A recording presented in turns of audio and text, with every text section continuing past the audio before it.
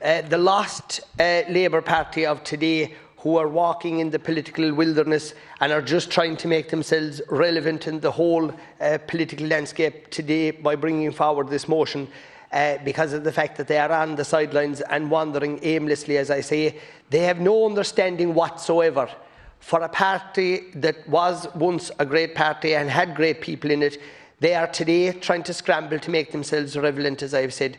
They're not representing the workers who are coming to us and saying, how could this motion make any sense in helping them? How could what they're actually proposing today help the small businesses in the small towns and villages and the bigger population centres, where these business people really are struggling, they really are suffering? And what the Labour Party are actually proposing to do here today, while I will say there are a couple of issues that, they're only just saying what we were saying with a long time, with over 10 months, with regard to inward travel into the country, which was a common sense, but which unfortunately the government ignored our calls and pleas at the time. But again, Labour, they do not understand work, they don't understand business, they don't understand what it is trying to keep a door open, whether you're a hairdresser or a small butcher or a person in the service industry. They don't have a clue. And all they're trying to do here today, like I say, is make themselves relevant in a debate that they know nothing about. I have to say to Labour that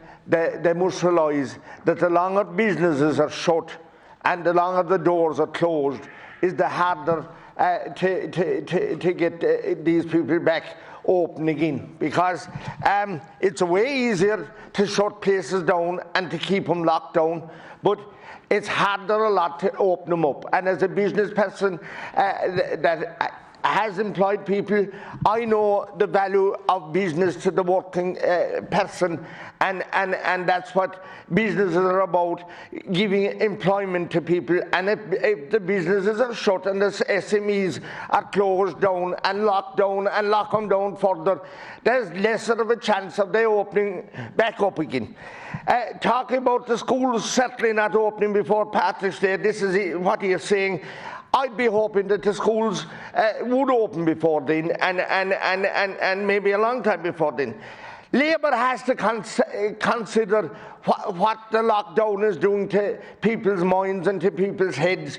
People in rural places that are locked down and can't come out and have a small bit of a conversation with anyone. He don't realise that, because he's far removed from what's going on in rural Ireland.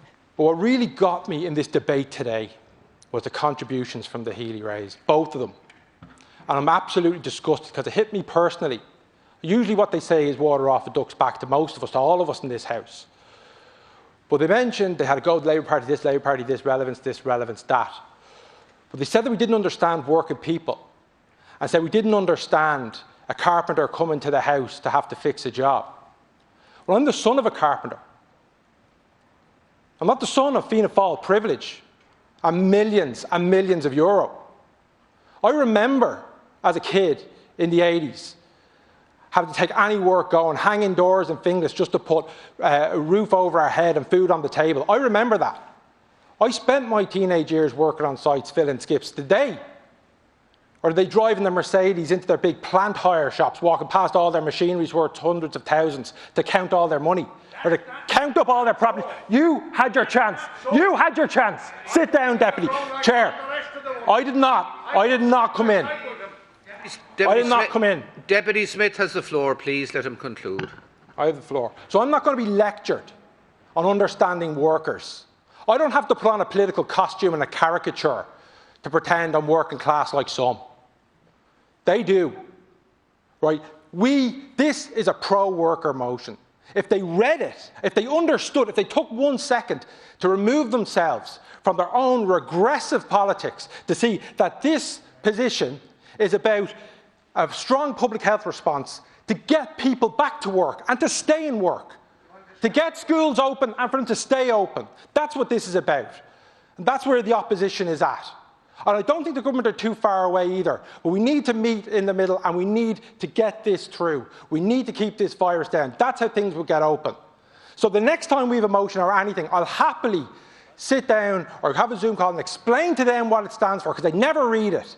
They're pursuing a narrow, regressive, conservative agenda all the time.